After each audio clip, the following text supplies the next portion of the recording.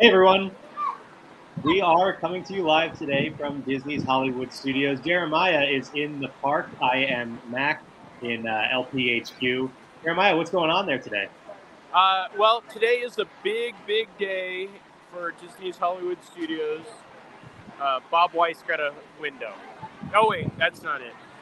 Today is the 34th anniversary of Disney's Hollywood Studios, formerly Disney MGM Studios. So here we are, just taking a walk through.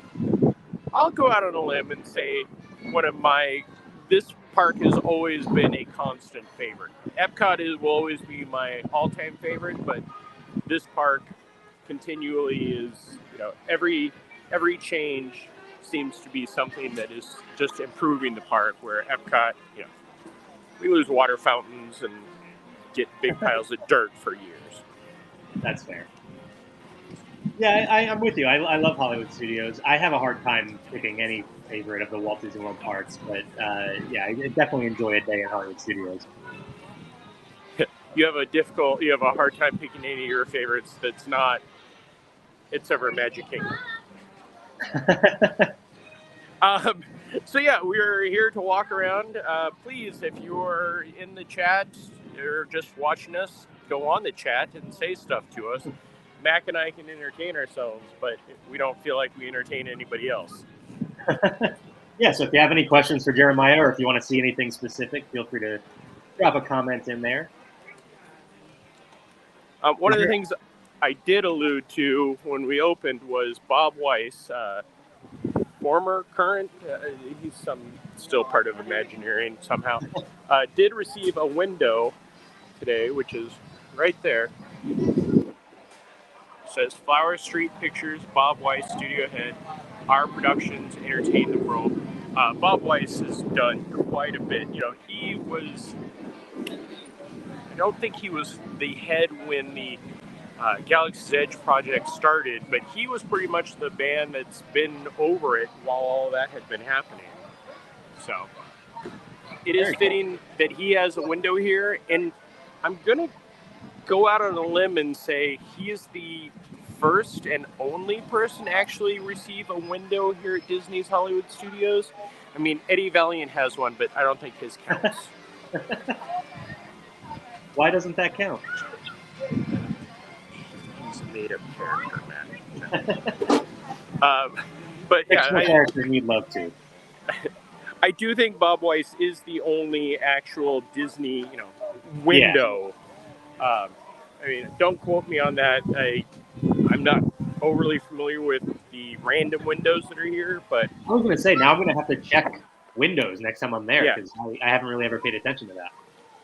No, I mean, I think most of the windows are just random, fake windows. Oh, hang on, we got to point out one of Mac's favorite places before we go too far.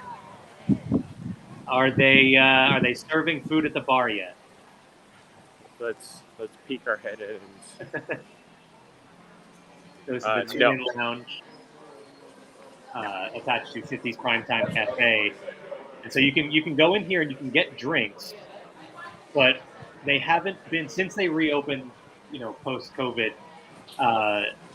They haven't been serving food at the bar, which means you can no longer go there to get your peanut butter and jelly milkshake, which is one of my favorite Disney snacks anywhere. So I'm looking forward to the day that comes back. Yeah, it's strange that they haven't brought back the bar stools, but I guess with the capacity that we have been seeing, I mean, I want to point something out. In the past few months, nice shirt, sir. Sorry, Roosevelt shirt. In the past few months, we've seen the world kind of go back to normal around here. Like, we've seen the cheerleading groups and the tourist groups. Yeah. And in the past few weeks, we've seen low wait times, which we really haven't seen since, pre-blip. So I'm not saying that everything is back to normal, but it definitely does seem like the parks are getting closer to what they were before the shutdown. Yeah. I think I found the one spot without the wind hitting. Well, I was just going to say, we were talking right before we went live here about the weather here in Central Florida right now. It's been pretty weird the last few days. I think more in the last few days. Remember that hailstorm Well, we had? yes. But yes, it's the been last the few weird days, after the weird. it has been very windy. And I was saying I've been here for 10 years and Mac's been here for 7. And really, we've not experienced this type of wind except for post-hurricane. I mean, I'm from California, and this is very much a Santa Ana day here in the park. Yeah, it's 83. I'm looking right now. It's 83 degrees in Orlando, but it feels cooler than that because of that wind. Yeah, which I will never turn down.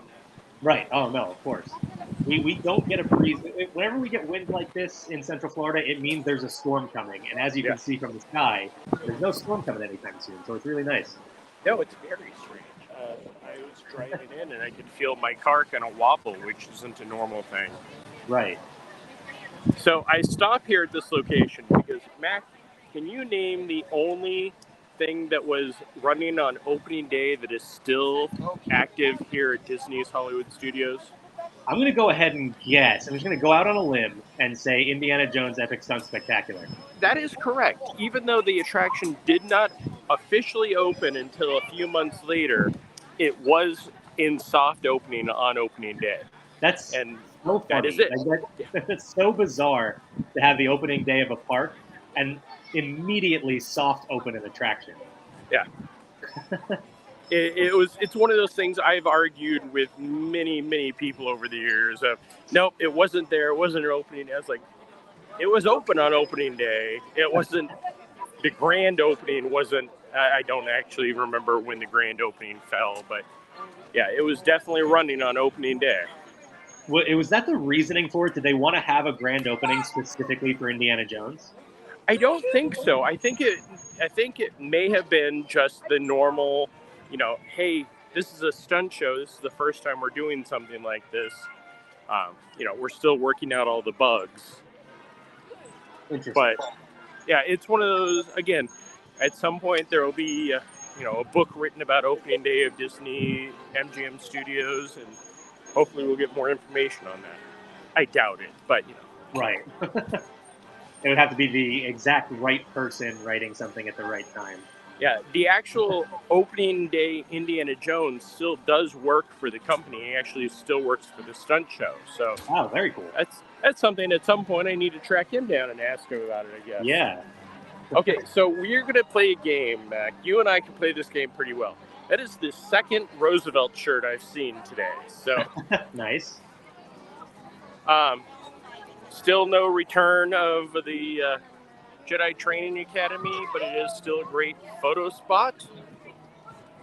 And speaking of low wait times, that's a 15-minute wait for Star Tours, which means you are walking right in there. Very nice. Oh, and by the way, happy 501st Day. Oh, yeah. Very true. Hang on. Can you hang out right there for a second, Jeremiah? Can you turn to your left? Ewok Village? Yeah, but a little bit up and to the left. AT-AT. That's what my question was going to be. How do you pronounce that thing? Oh, it'll always be an AT-AT to me. I don't care that it's an all-terrain, some armored transport. There you go. Yeah. Oh, I got that pretty quick. Usually that takes me a second. But no, it's an AT-AT to me. Yeah, I agree. Kyle has a new nickname for you, by the way, because you said you wanted to play a game. So. Yes.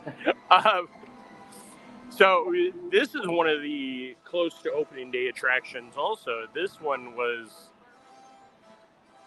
the second year is open. I know opening days. I don't know opening days for attractions in this park, but I know Star Tours, because it was such a hit in California, that was also one that was very early on. Listen, I've been here for the opening days of attractions, and I can't tell you that in the past few years, and I can't tell you they're open. Yeah. Yet, so that's fine. I think Kyle disagrees with us, by the way. So one of my favorite places to eat, and I say this even though I don't think I've eaten there since everything reopened, is still the Sci-Fi Dine-In. I love the atmosphere in there. It's so much fun. I've never actually eaten there, and Jess actually raves about it too, but she hasn't eaten there in years. So it's on our list of places we need to get to eventually. So there we go. That's group outing. I'm sure that this is one of your favorite places, though. That is absolutely one of my favorite places. You're 100% right. But I'm just gonna walk by.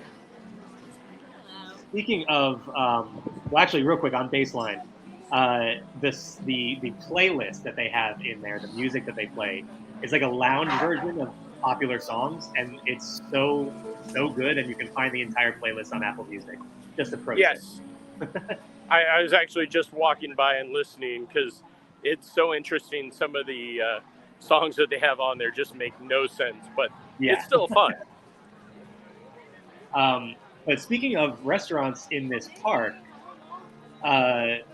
we have been struggling still to try and get a reservation for Roundup Rodeo. I have not even looked. Like, I was going through my photos because, as you know, I haven't stayed in one place very long.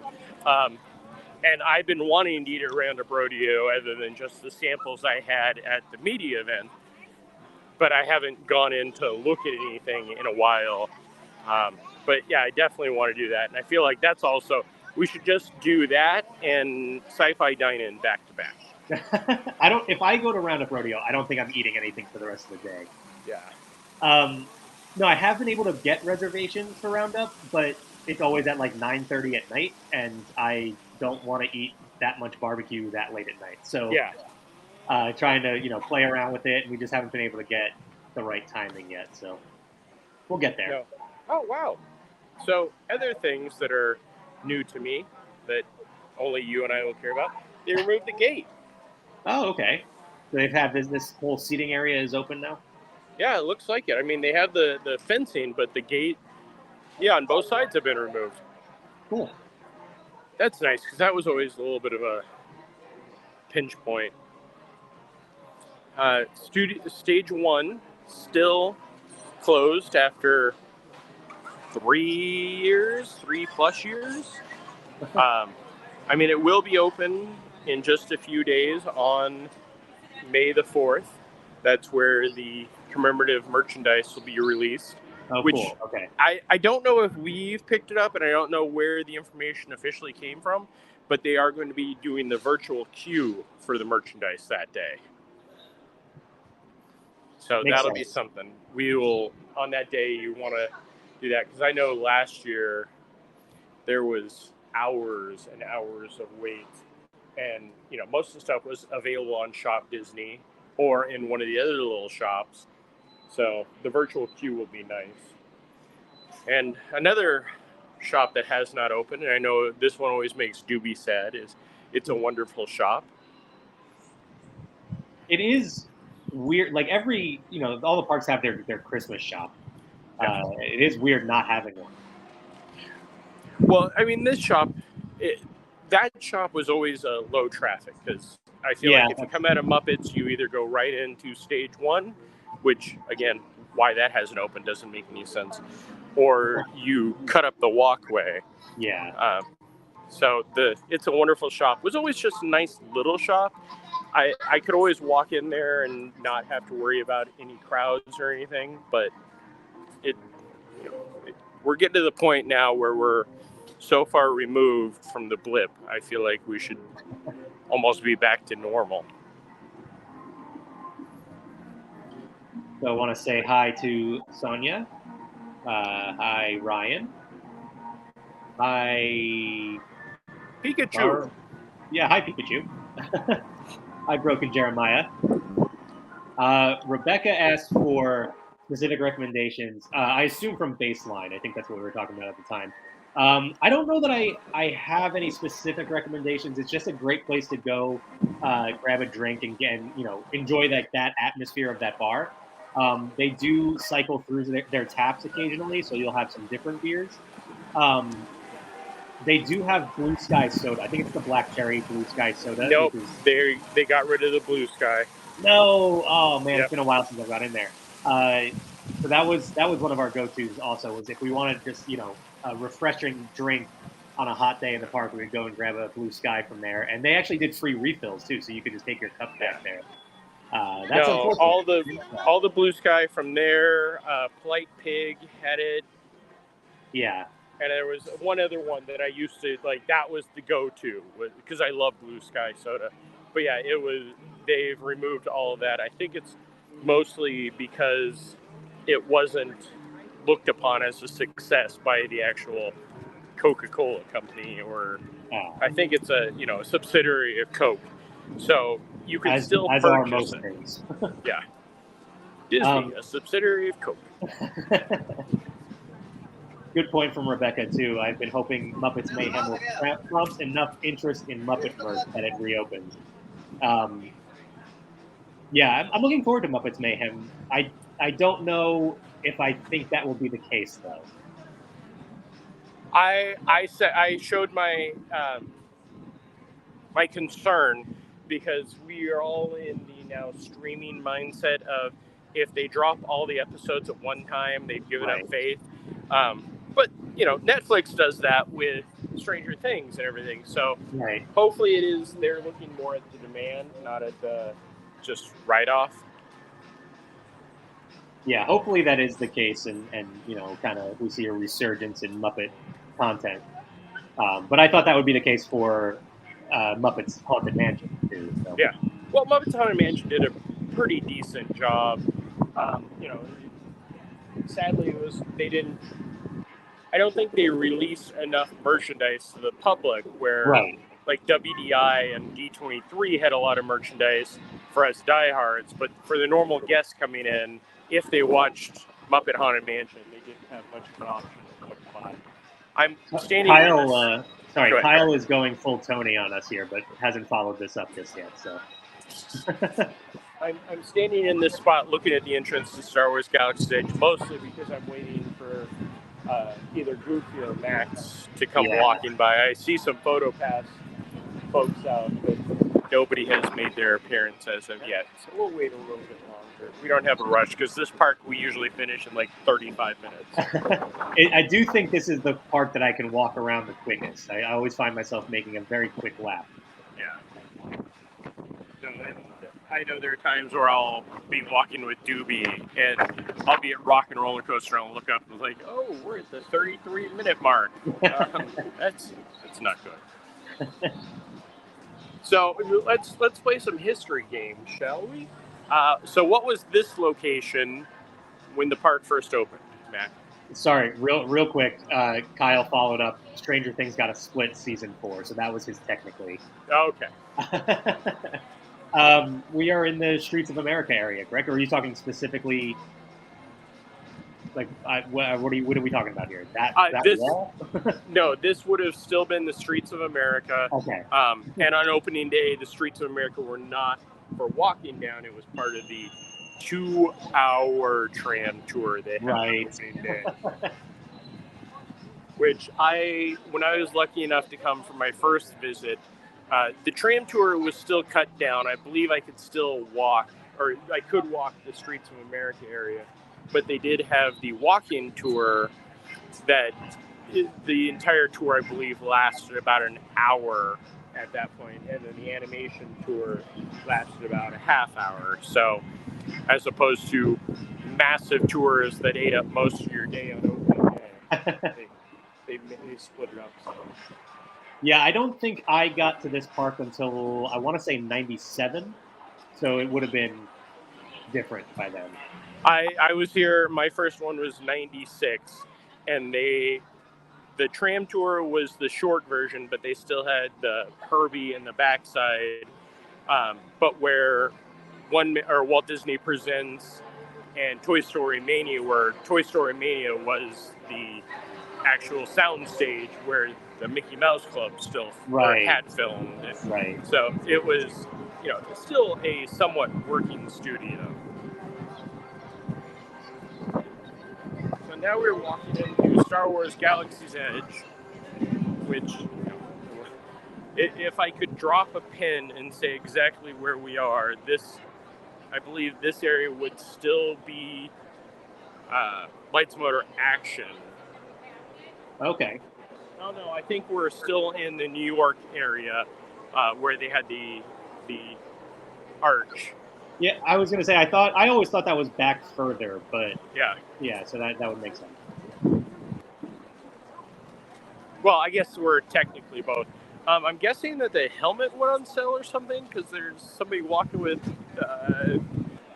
5 bags of helmets with 2 each in there. Was that Stormtrooper helmets? What was that? No, it was a Rebel X-Wing pilot helmet. I'm going to walk back that way. Interesting. Yeah, when I see somebody with that many helmets, right, it's got to be something. Rise of the Resistance has an 80-minute wait. Okay, which, there you go. Again, and if you wait, well, tonight there is no Phantasmic, but normally if you're waiting for a Phantasmic, or if there is a Phantasmic, if you wait to the load-in for that, you can walk right onto Rise recently. Wow, okay. Good to know. So I don't know enough about the helmets to say if they're new or not.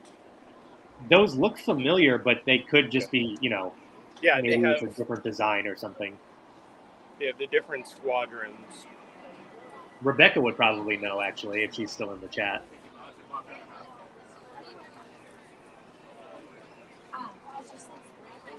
Yeah, there are a few different helmets, adults and kids. I know they've had helmets out here before, but I don't know if it's these specifically. So. Yeah. Those are a pretty cool design. They look like they're, like actual, like costume type props. No, this is adult. For some reason he even has the mic, which it isn't a real mic. It's just like a bendy. This is beautiful. $80. We have a comment from Jason who says, I believe the checkerboard ones are new. I don't remember seeing them before. Also, Secret Avenger says, John Cena is in the parks. Has anybody seen him? What? No, I can't see him. Was that the joke, or was he actually spotted in the park? I genuinely do not know, but I figured it was worth putting up anyway. Yeah. I mean, John Cena is an easy person to pick out if he is in the park. If he is wandering around, it doesn't matter if he has 3 VIP guides with him. You won't notice anybody but him. Right. He'll be the guy carrying an X-Wing on his back. Yeah. He is actually dressed as an AT-AT today. So a few days after they made their debut here, I wandered around Galaxy's Edge for about 2 hours and never saw Mando and Grogu. You got to see him though, right? Yeah, I suffered an anxiety attack on the first day they were out. Yes. Yeah, and I haven't seen him since. I mean, they come out through this gate. I'm guessing that person has 4 lightsaber hilts walking back there. That's an actual Jedi. Yeah. I don't see anybody over at that gate. Let's just walk through. And by the way, today compared to 3 days from now, this land, very nice right now. And then on the 4th, because it's Star Wars Day, it'll be crazy back here. Yeah, by the way, if you're in Galaxy's Edge and you ask any of the Batuans, what do you call someone from Batu?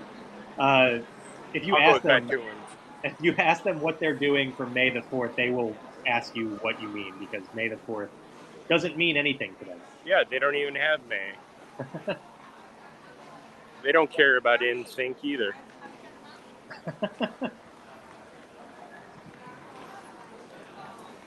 Yeah, so it's nice and quiet around here. All right, so Rebecca says the checkerboard one, the helmets have appeared previously. Okay, that's what I thought.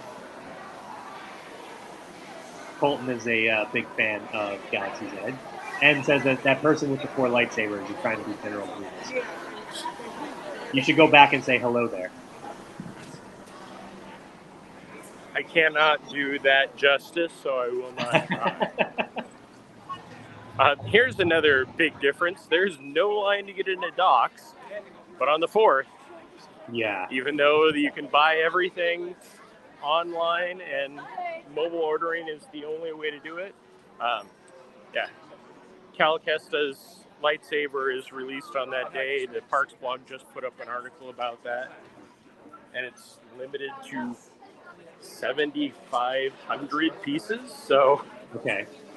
if you're really dying to get Cal's lightsaber, I'm pretty sure you'll be safe later that day. Is that sold on both coasts? Both coast and online. And online. Okay, so 7,500 is going to be gone quickly. I don't think so. No, you don't think so? Do you know anything about Cal other than what you may have written in an article? I mean, I know the games are very popular. Where Cal is the main character. So with the new one coming out as well. So I don't know. I think popularity might be at a peak for that character. Well, it was voted on to be, Oh, okay. lightsaber made. That was the first one when they did the voting, and that was after the first game had come out, so it worked out well. But usually for the boxed lightsabers, you're looking, I want to say, $300 to $400. Okay. I mean, this one may be less, but it is still not an inexpensive lightsaber. Right. And unless you are a big Cal fan, I don't think there's going to be a big rush to get those. I mean, I could completely be wrong because it's happened before, but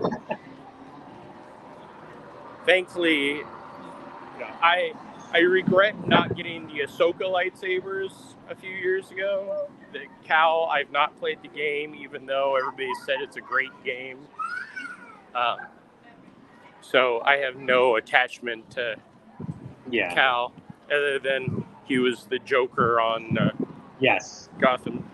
I was going to point that out, actually. Great actor that plays that character, so pretty cool. I would love to see him play a live-action Cal Kestis. Well, from your mouth to Dave Filoni's ears, fingertips, the chances lately of somebody animated or from the game popping up is very good. Rebecca says, I want to be bounty hunting. I hope she means within the realm of Star Wars and not just, in real life. I think she's renaming Gideon Dog, so they're going to start the bounty hunting family. I was trying to charge. Sorry, Jason says I voted for and got the original Cal saber and love it. I want the new one too. So there's at least one. That's one down, $74.99 to go. And Kyle says, "Oh, Cal! I thought Jeremiah was just saying my name like Cartman." Cal.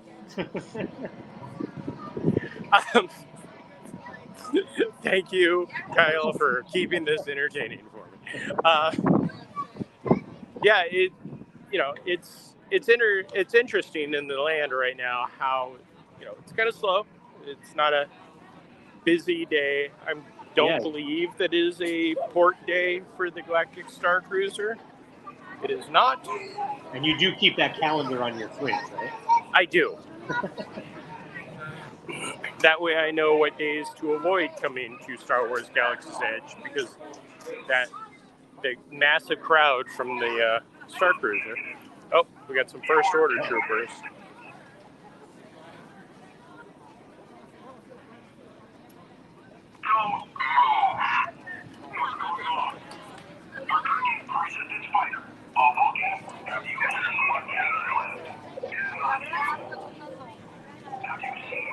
The fun of trying to video while everybody just...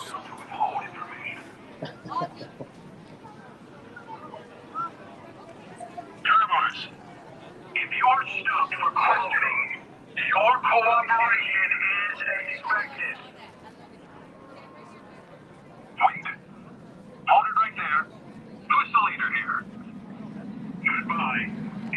about that. I think you're in charge. And I ain't high on that one. Looks like trouble. Okay, they're getting swamped now, so I'm going to keep moving. We have a request. Please share bounty redemption if you pass it. Curious if it has a weight. I'm not sure. I haven't played the game at all, so I wasn't sure what specific location that is. I will head over there. I was actually trying to charge one of my Magic Band Pluses because I think I'm only at 10 bounties collected and there are 20 total. Oh, wow. Okay.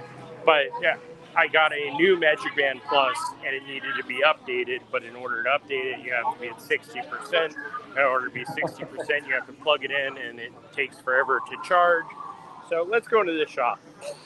All right.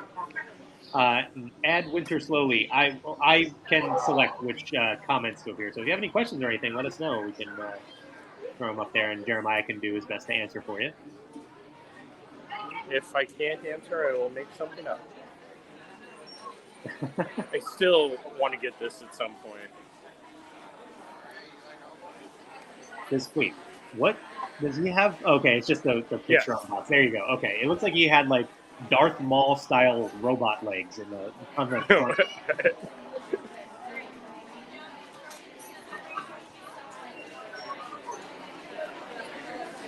Lights are going in and out still over here at Droid Depot. They keep overpowering the power grid. Is that a new backpack for the droids? No. Okay, I don't think I've seen that before. They just got a lot in. This is the way you're used to seeing them. Gotcha. Okay.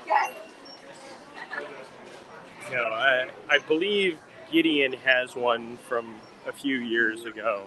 Okay. Admittedly, it's been a while since I've gone into Droid Depot too, so. Yeah, I always try to head into Droid Depot because that seems to be the spot where the most random things pop up. So I did think that there was a line for the bounty hunter, but as it turns out, it was all just one family standing looking at one person. So this is the redemption. This is where you start. Sorry, I'll use 2 fingers. And that's where you redeem. Got it. Okay. And I don't even have a Magic Band Plus on to try to show you anything.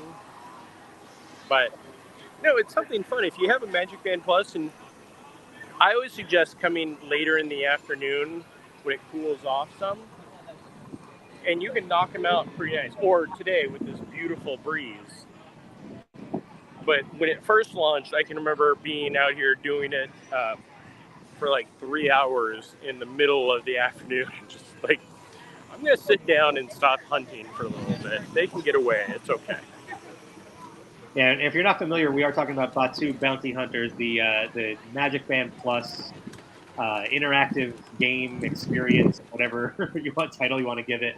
You did the best description I've heard of that. Yeah. Around Galaxy's Edge, Jeremiah, you played. You can explain a little bit better, but basically you follow your Magic Band to a specific, like how they use the pucks in The Mandalorian, correct? Kind of. So essentially, you walk up, you stick your hand in the slot, and don't worry, nothing bites it off yet. And it registers you, and then it gives you a bounty to capture. What you have to do is follow your Magic Band Plus, playing a game of hot and cold. So as you're walking, if you're walking towards where the bounty may be, it'll start to flash green, and to the point where your entire arm starts shaking because it's so powerful. But if you're going the wrong way, it flashes red. And then you walk up to the door where the bounty will be behind, and you have to use your data pad, aka your smartphone, to scan it. And then if it's there, you go back to the redemption spot. Again, you stick your arm in a hole, doesn't bite anything off, and then not yet. It is redeemed for you, and you get the credits for it. Very cool. And there are 20 different bounties. So you're walking around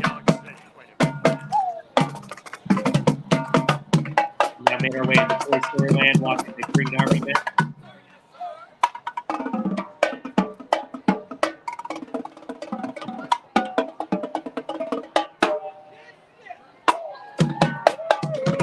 Jeremiah now holding his phone at shoulder height.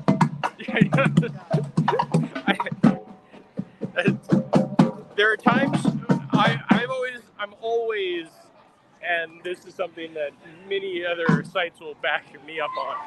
I'm either the first person in or the last person out because I like to get the pictures without anybody there. But I have also started just standing in the back, especially since our phones now have such good zooms, where I can stand in the back, zoom in, and get a better view because I can put my arm up.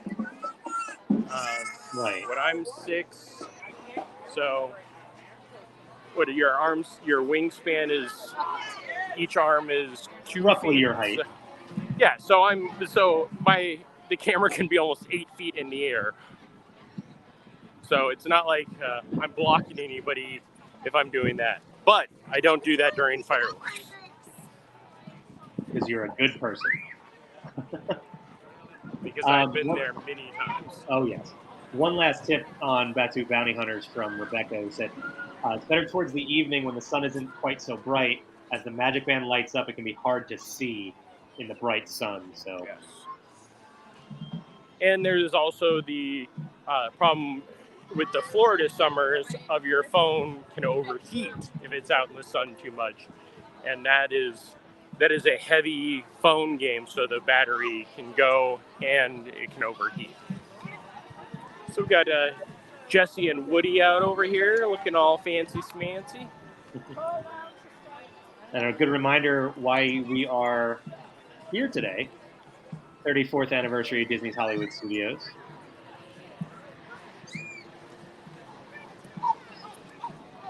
So this location where we're standing would have been kind of where the water tank is and the for the Backstage tour. So if I can share a quick story on the tram tour.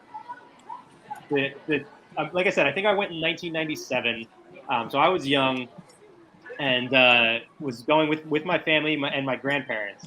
And I'm trying to remember the layout of the track, but I believe my mom was sitting all the way to the right, and the tram driver said, the guests on the left, which was my grandfather, guests on the left are going to get a little bit wet. And my mom leaned over and pointed and laughed at him and said, ha ha. And then he said, well, that's only because the guests on the right are going to get soaked.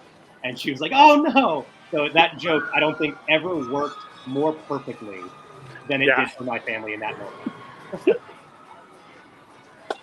Here we have the Buzz, which the new setup of Buzz, or the new design of Buzz, is a little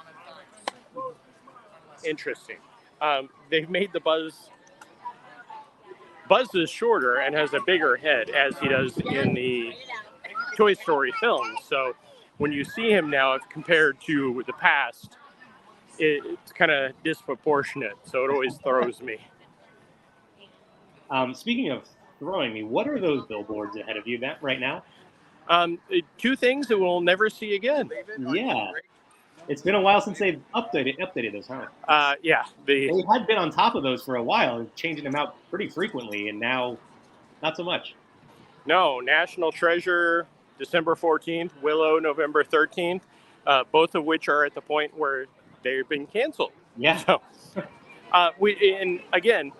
I will promote this show until I have no breath to talk about A Small Light, which debuts today on Nat Geo TV and tomorrow on Hulu and Disney Plus, which is the story of the woman who actually hid the Frank family.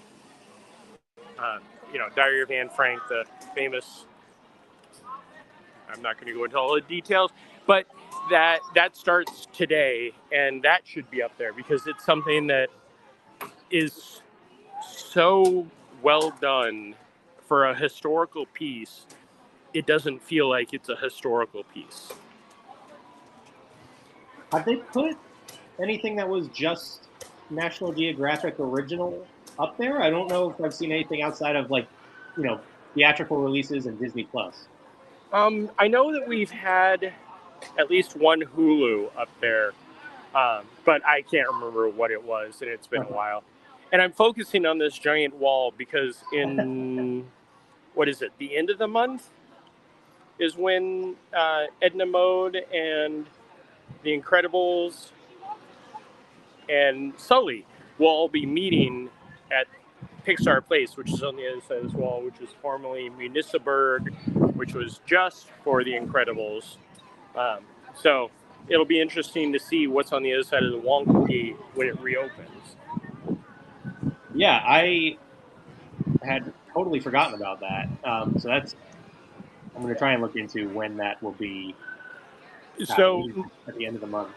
Not only is it becoming Pixar Place again, they've removed all the posters that were around here for Municiberg. So it will be interesting to see what it does look like when it reopens.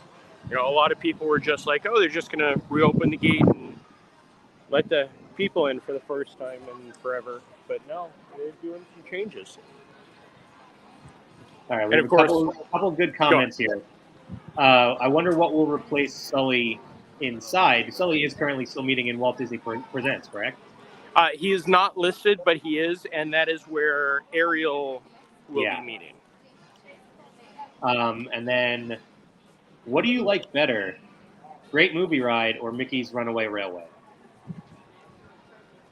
What do I like better? What do you prefer?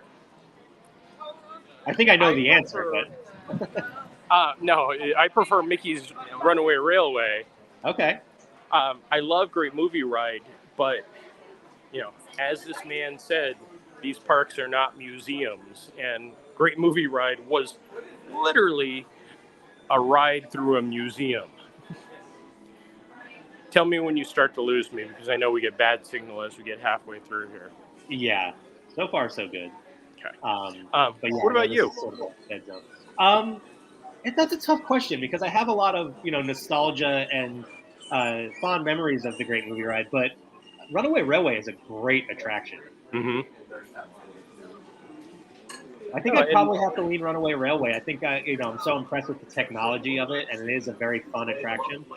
So, I know a lot of people would disagree. I mean, we have a vote here for Great Movie Ride. I'm also in.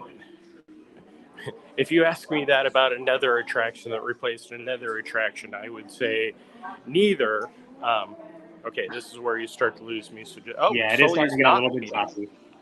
Oh, Sully's, it's closed off, so there is no Sully meeting, and he's not listed on the marquee. Also, these doors, if you come in here, you can just exit through these doors. You don't have to walk all the way to the entrance. Wow, I actually did not know that. So today I learned. No, it Horizons, people, and I know this will, anybody that's watching is going to start to chime in with this. Horizons was not a great attraction. It was a fun, interesting, state-of-the-art attraction in 1983, 80. All right. Now, no, it opened in 82. Those bushes take cover because, they're coming for you now. Yeah. No, Horizons was a great attraction, but, my first visit my first visits up until a week before they closed it, there was never a line for it. They don't have they don't keep attractions around that don't have waits, that don't draw people. And yes, everybody looks back going, oh my God, that was the best attraction ever. Because you have only seen it on videos. It was a fun attraction. It was a 20 some odd minute attraction. So if you think about it now, you'd have everybody sitting on their phone after the first visit, and then at the end, all voting for whatever they want to go to, because majority rules. Kyle did point out, I'm way late on this comment because I was trying to look for something else, but did point out, as you were saying that these parks are not a museum, you were walking into a museum, so that was pretty good timing.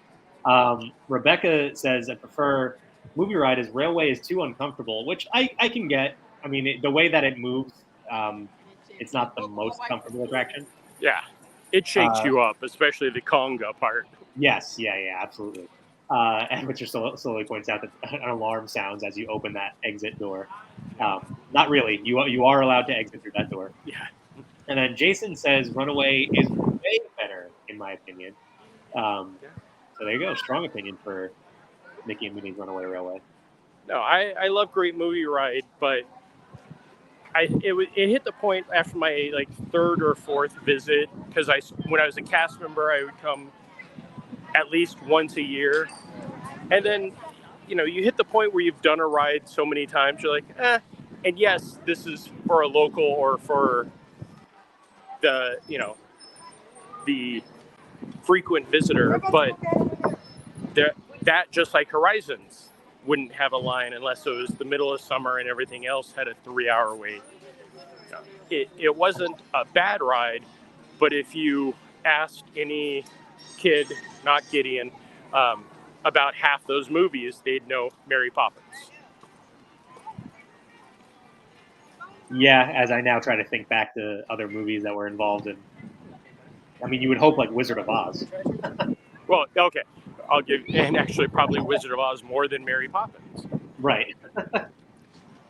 Donald and Daisy most, out most for kids a don't picnic. love like Casablanca.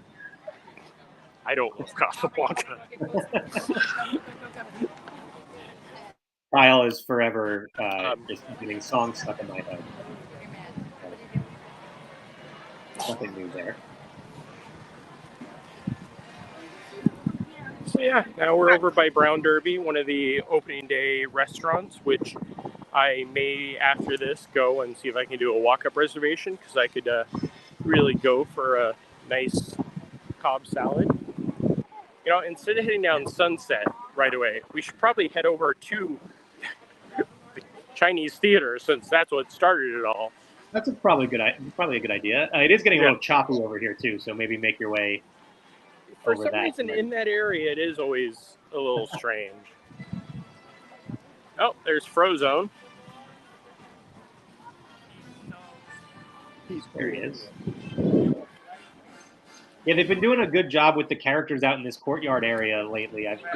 Every time I've walked through this area, there's always at least one character out there. Yeah, they're getting good on the character game again. But again, that's the Pixar place will help with that also. It'll be nice to actually have like Edna in the cute area and the characters all kind of over there, where here they have to walk from one backstage area to wherever they're going to be, which I've seen the mad rush to try to get to wherever the character is. I'm like, okay, they're not going anywhere, I promise. They'll be there to smile for you. Or kind of give like a disapproving grimace if it's Edna mode. Yes. Cross her arms. Okay, so history lesson about the Chinese theater here at Disney's Hollywood Studios. When this park opened in 1989, this was an exact replica of the original Chinese theater in Hollywood on Hollywood Boulevard, the Grauman's Chinese Theater as it was. They went and asked the folks at the Chinese theater and they went into the archives and got blueprints, and actually because they wanted to do the best job they could, they borrowed things from the Chinese theater, such as, see these little bells, which are actually, I believe, lights. I don't see any little bells. Those are quite large. Yes. Yeah, they are lights. So Disney went to the Grauman's Chinese Theater and borrowed one of those and took a cast of it to actually recreate them. So everything here is very much as the Grauman's Chinese Theater was when it was in its heyday. And then after years and years, the Grauman's Chinese Theater fell into disrepair to the point when they went back to renovate it, they came and got the blueprints and castings from Disney to redo the Chinese theater in Hollywood. So it has come full circle.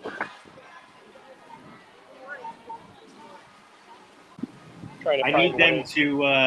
I need them to add the Avengers handprints to the one here. Yes. Trying to see one of the opening day ones.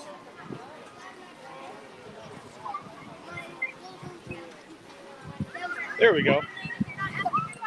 Roger Rabbit, May 1st, 1989. Did he not put his ear prints in there? I would say please, but I can't do it. C-3PO and R2-D2 did it in December of '89, so that kind of, helps back where we were talking about Star Tours opening. Right. Dustin Hoffman, do you know why Dustin Hoffman has his here, Matt? I do not. No. Dick Tracy, he was in that. Oh, okay. And Yeah. Dick Tracy was one of the big, early films that promoted here at Disney MGM Studios, where they had a full gangster Dick Tracy type show on the 2-hour tram tour. So yeah, Mickey, Minnie. Here's one everybody rushes to. Hulk Hogan.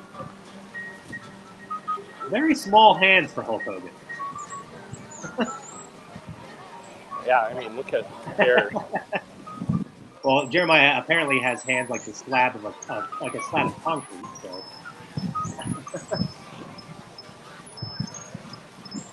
Yeah, I mean, we have Liza Minnelli. These follow the. I love this one. Sissy Spacek and Kid with her baby's footprints that at this point is, well, I'm guessing over 34 years old. Rebecca agrees with me. Like, I wonder why we haven't seen those types of additions in recent years. In the case of the Avengers one, I wonder if they just literally can't put the Avengers logo in the park. But yeah, they could definitely add other ones. So, Yeah. I don't know. I know, especially with this becoming, I mean, I guess probably one of the biggest things why they wouldn't is because that means they'd have to close off the courtyard, which would affect the guest throughput. But yeah, I mean, if we're doing windows again, let's start getting some handprints going again. Yeah. Jeremiah, by the way, we should be ashamed of ourselves for not making this joke ourselves, but Kyle jumped on it. Depending on when Hogan did that, I'm surprised he didn't print a heel. But whose side is he on? That was actually during his Tropic Thunder TV show days that used to film here and at Universal Orlando. And that was when WCW for, I want to say it was, I know it was at least one summer, but I want to say it was two. They used to film right outside of the park, and they would film their Saturday shows in the sound stages where Toy Story Mania is. I actually was able to go see one. On a vacation, I took an hour and a half to go watch a wrestling match being taped. Very cool. Yeah, it was one of those. One of the big WCW historic moments happened here. I can't remember which one it was, if it was Hogan after he had joined the NWO or something like that. There was something. Well, they out here. So one of the stories that I don't know if it's ever true or not, because this was back in the heyday of wrestling when WCW and the NWO were having their battles, and they filmed it out front. There was, I know Rey Mysterio was thrown into a trailer like a human dart. And one of the stories that I heard was Florida residents were calling the police to come here because of the assaults that the NWO were doing to wrestlers. Sounds about right. Yeah. That was one of those times where I was like, that's the coolest thing ever. They're filming right outside the entrance. Yeah, that was also a very slow time for Disney.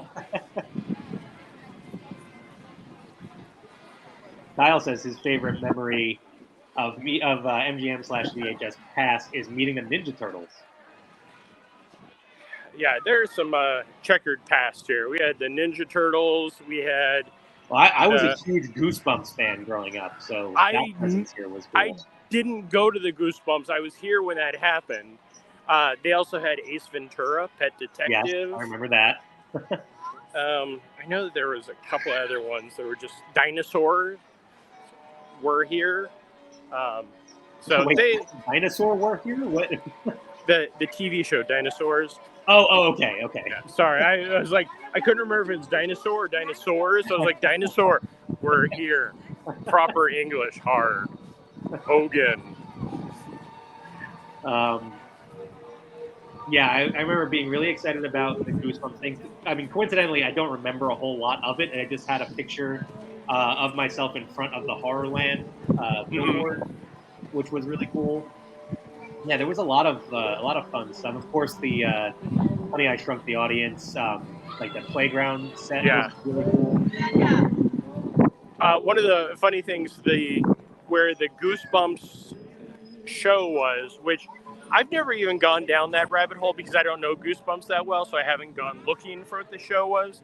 But it was at it's pretty much where.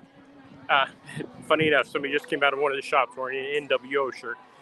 For those of you who don't know what NWO is, New World Order, it's wrestling. Go to WCW. Captain America 4 NWO, yes. Yes. No, I didn't choke on that on purpose.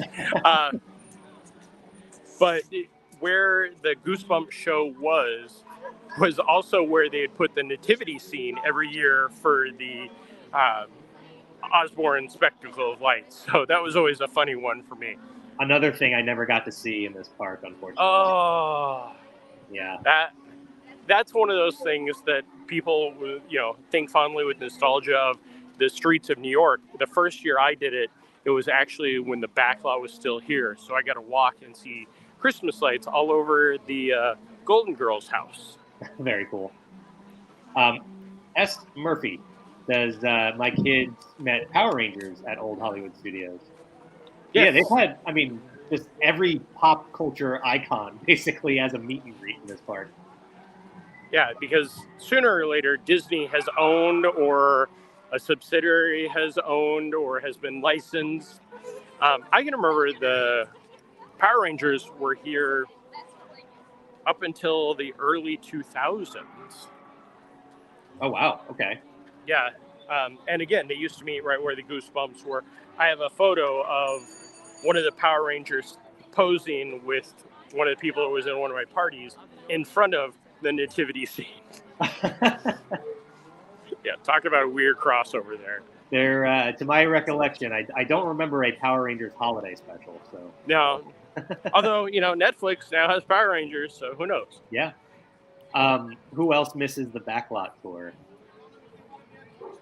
I loved it, but I only got to do it once when I was young. So I would love to be able to experience that again. And of course, you can find that. I'm sure Jeremiah has shot a video or two of that at some point. I believe I have one of the closing days of, and at that point it was just pretty much you got on the tram, you went out to Catastrophe Canyon, you came back. Yeah. If you're really missing Catastrophe Canyon, well, no matter what, you should go to our YouTube channel and look up all of our new videos. I think in the past 2 days I've uploaded at least 6 videos from Disneyland Paris. Sure, most of them are the same show from different angles, but it's a great show. But for their Cars road trip, which is just a horrible attraction. Wow. You get on you get on the old tram, and Walt Disney Studios Park Paris used to have a backlot tour like the one here, but theirs was more promoting Reign of Fire, the hit Disney live-action film about dragons in London. And they had Catastrophe Canyon and Dinotopia. I think that was the TV show. But it was promoting those, and you'd go through the different sets. Now that they're building the lagoon with the frozen land there, Yeah. All they have left is the Catastrophe Canyon, which is now Catastrophe Canyon. You get on a tram, you leave the load area. You see a giant lug nut with Lightning, Luigi, and Ramon. Nope, not Ramon. Who are the two cars? I do not know Pit those Stop. movies well enough.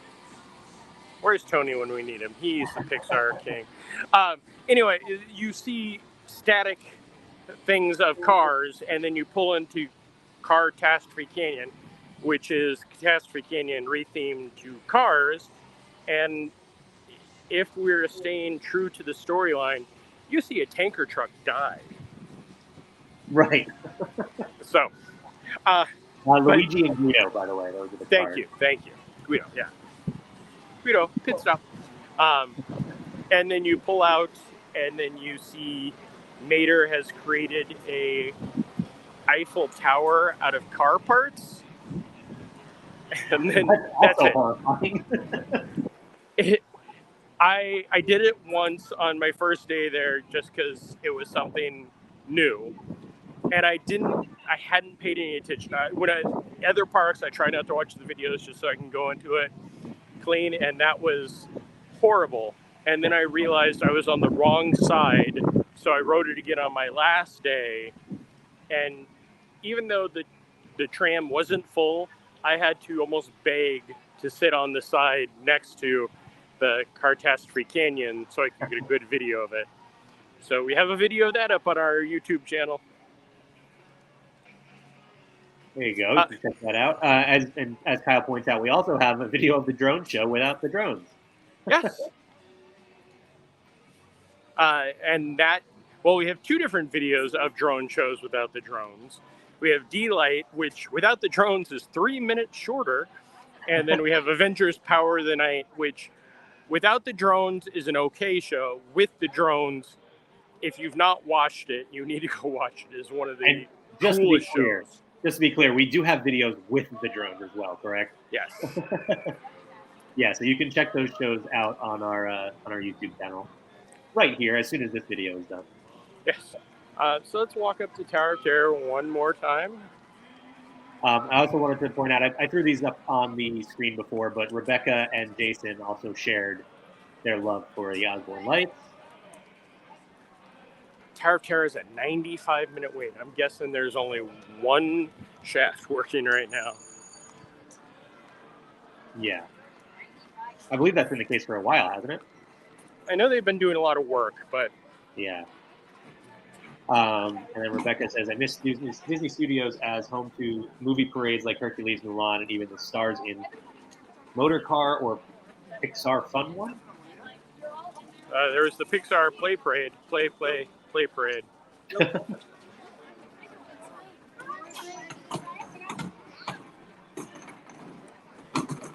Yeah, Tower of Terror.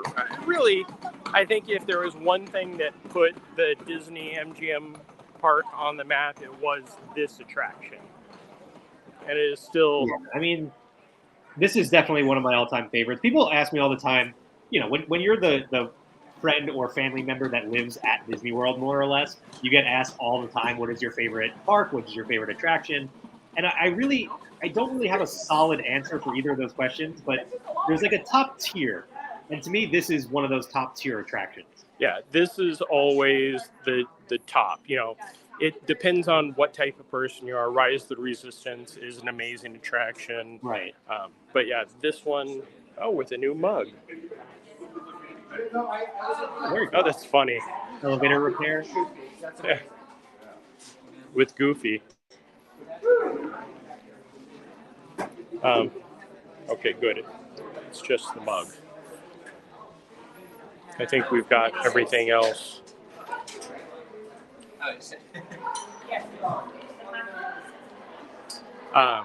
Yeah, this attraction, you know, it's so good. It has been repeated multiple times, but none has ever come close to matching it. And I am still waiting on 2 different movies based on this attraction. The one from I don't even remember what year in the '90s, but the like ABC Family movie. I want that on Disney Plus. Oh, with Kirsten Dunst. Was Kirsten Dunst? Yeah, right. Yep. That was her. Yeah. And Steve Guttenberg. So you know how classic that film is. Yes, I want that on Disney Plus. So I can't believe that is not there. And then the rumored or I guess reported new Tower of Terror film that kind of seems stuck in the mud at this point. Yeah, I think the biggest problem is, the Tower of Terror, the Twilight Zone part is where we run into all the problems. Yeah, that is an issue. But no, this attraction, I was lucky enough, I have been lucky enough to experience every version of the Tower of Terror. And of course, this is the all-time best. But at Walt Disney Studios Park, Paris, they just 3.5 years ago, they updated theirs to change the story a little bit. And it's by far the creepiest. I mean, yes, the one in Tokyo Disney Sea is pretty creepy, but this one, the little girl is beckoning you to not go on it, and there's something that's controlling the elevator, and you hear the gremlin sound. So it's not. This one is fun, but a little creepy. That one is way creepy, but it's the California version of the Tower of Terror, so not always the best. Jeremiah, Hope would like to see the dedication plaque. I will head up that way also.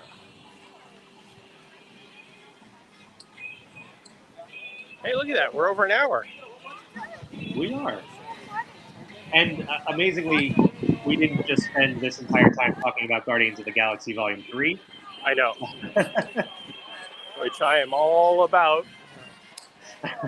If you've not seen it, you should head to your theater. Oh, wait. Nope. Thursday night you can go see it. We won't talk about it any more than that. This shop has mostly become Encanto, actually. That's interesting. Encanto and the Illy Forever dolls. I don't think I've seen those before. They are kind of like cosplay. Okay. And I'm sure Rebecca is yelling at her laptop right now saying, we've covered these on Fairly Necessities every week for the last year and a half. No, they're very interesting. Every couple of years, Disney tries to put out a different type of doll that is their Barbie version. But right, I don't want to say they've never caught on, but this is the third version that I believe I can remember in as many years. Here's one of the other things that has become a trend that I'm hoping it is just until the 100th kicks in, but this is the park map. just very plain. Very plain, yeah. I mean, I'm not complaining because Disneyland Paris does not have any park maps anymore. But that seems to be a trend. I mean, park maps and menus tend to be going electronic. Yeah. No, I'm really hoping that this is just until the 100th, and then we get some fancy smancy new maps. Yeah, I'm sure we'll get something. Which I have been meaning to collect park maps as I go to the parks, just so I can look back, 10 years from now and look at what the park looked like. Not that I can't do that online anyway, but just having those sorts of things is really cool. And I always just forget to do it. Or when I remember, I grab one and then I'm walking around the park and it gets all crumpled up. Yeah. So. As it turns out, if you go to laughingplace.com, Cole did a great effort to catalog all of the history. That's the longest commercial I can do for that right now. But yeah, I still do that also because I'm still the kid that will always get the park maps, which every 10 years or so I have to go into one of my tubs and throw out 30 of the same map that I have. Yeah, I definitely have a few repeats here and there, but still not collecting them as frequently as I would like to. Yeah. No, it is interesting, to see this new trend of I'm calling them the box maps because it's usually the icon with just a box around it with the basic logo. Yeah, Daddy, you up to it? Hang on, Kyle has breaking news for us, and I'm looking and I don't have the drop for breaking news in here, unfortunately. So I can't use our morning show's drop, but Fox is canceling 911 and the show is moving to ABC. So there you go. Any fans of that show, you'll soon be watching it on ABC. If you could see my jaw agape for that. Like, is 911 so pop? Well, it must not be popular if Fox is dropping it. Well, let's not forget Fox has canceled shows like Brooklyn Nine-Nine, and that got picked up for a couple more seasons on NBC. So Yeah. they're no strangers to this sort of thing. I'm just not. I've never been the police, live action or the live. This is filmed live type shows. Yeah, no, I'm with you there. I also don't watch a ton of network TV either. So Yeah. there you go. So, and it's got this very awkward shadow looking like E.T.'s hand is coming across it. It's actually just a random director that is not Walt Disney, even though every time I walk by here, I still believe actually does think that it is Walt Disney. And I told him that many times. But yeah. Well, if you can't prove that it's somebody else, then Yes. Kyle with some follow-up. 911 is Fox's highest-rated scripted series. So Wait, 911 is the scripted series? yeah, I must be thinking of something else. But so there we go. Any other last-minute requests within this area that anybody wants to see?